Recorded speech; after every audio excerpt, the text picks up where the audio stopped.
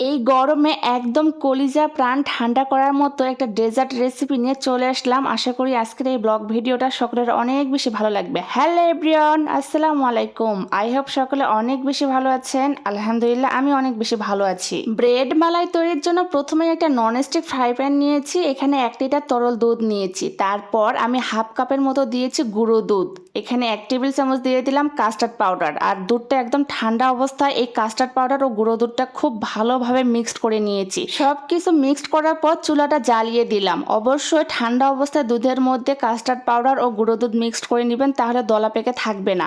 এই তো সুন্দর ঘ্রাণের জন্য এখানে দারচিনি ও সাদা ফল দিলাম। অবশ্যই সাদা ফলে মুখটা ফেটিয়ে দিবেন, তাহলে দেখবেন সুন্দর একটা ঘ্রাণ চলে আসবে। যারা মশলার গন্ধ পছন্দ করেন না তারা মশলা স্কিপ করতে পারেন। তারপর এখানে আমি আমার টেস্ট অনুযায়ী লাল চিনি অ্যাড করে দিয়েছি। আপনারা যে এরকম মিষ্টি খেতে পছন্দ করেন সেই হিসেবে চিনিটা বাড়িয়ে বা কমিয়ে দিবেন। যে কোনো মিষ্টি খাবারের মধ্যে 1 চিমটি লবণ দিলে মিষ্টির ব্যালেন্সটা একদমই ঠিকঠাক থাকে। এই জন্য আমি এখানে 1 চিমটি লবণ দিয়েছি এবং সুন্দর ঘ্রাণের জন্য হাফ টেবিল চামচ দিয়ে দিলাম ঘি।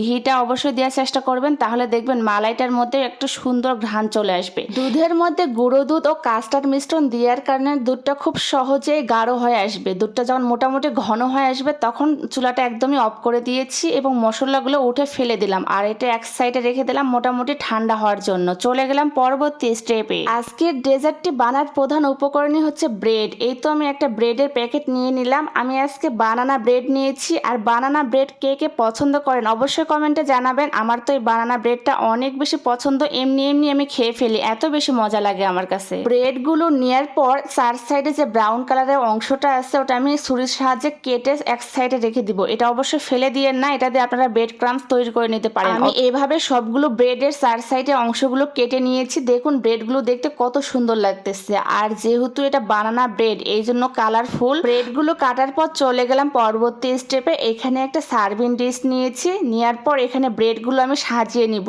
আপনারা ছোট বড় যে কোনোভাবে সাজিয়ে নিতে পারেন। একটা লেয়ার অথবা 2টা লেয়ার অথবা 3টা লেয়ারও করতে পারেন। তো আমি সবগুলো ব্রেড আমার পছন্দ মতো সাজিয়ে নিয়েছি। দেখুন কত সুন্দর লাগতেছে দেখতে। এই পর্যায়ে ব্রেডের উপরে আগে থেকে যে মালাইটা তৈরি করে রেখেছিলাম, মালাইটা একদমই ঠান্ডা হয়ে গিয়েছে। এই ঠান্ডা অবস্থায় মালাইটা ব্রেডের উপরে আমি ঢেলে দিব।